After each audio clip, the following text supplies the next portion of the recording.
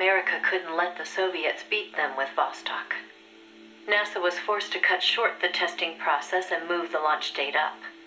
They pulled out all the stops to get it scheduled for the earliest hours of the next day.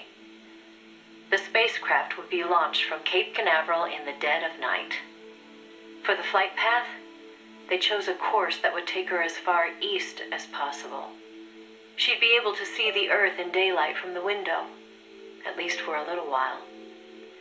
The boss climbed into the Mercury capsule, having completed less than 80% of the regular flight procedures.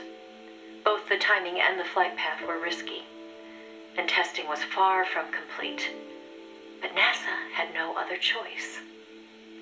The boss, for her part, never expected to come home alive. She was going on a one-way trip, the American version of Laika the dog. And yet she went all the same. "Someone has to be first," she said. "If fate has chosen me, then I accept, for my country, for the balance of the world." That's how she saw things. My chances may be slim, but I'll take them. I've accepted my fate. If anyone can get through this, I can. Then, on April 12th at 1:30 in the morning, the boss entered space. It was nothing short of a miracle. First, that she'd made it in an incomplete spacecraft.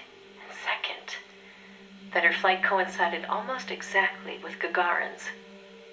As the sun rose over the horizon, and cosmic rays began to bombard her through the window, she saw the Earth. I think you've heard the story before. It was a world without borders, a perfect jewel. All nations, all ideologies. They seemed so far away. It almost made her laugh, knowing that they'd risked so much to beat the Soviets by a few short minutes. If she'd seen Vostok from her window, she probably would have waved. But the two spacecraft were destined for very different fates. Gagarin circled the Earth and returned to the Soviet Union, safe and sound. The Mercury capsule, on the other hand, deviated from its planned re-entry angle. The addition of a window had thrown the capsule's aerodynamics off balance. The boss's coffin veered wildly off course and began to plunge earthward.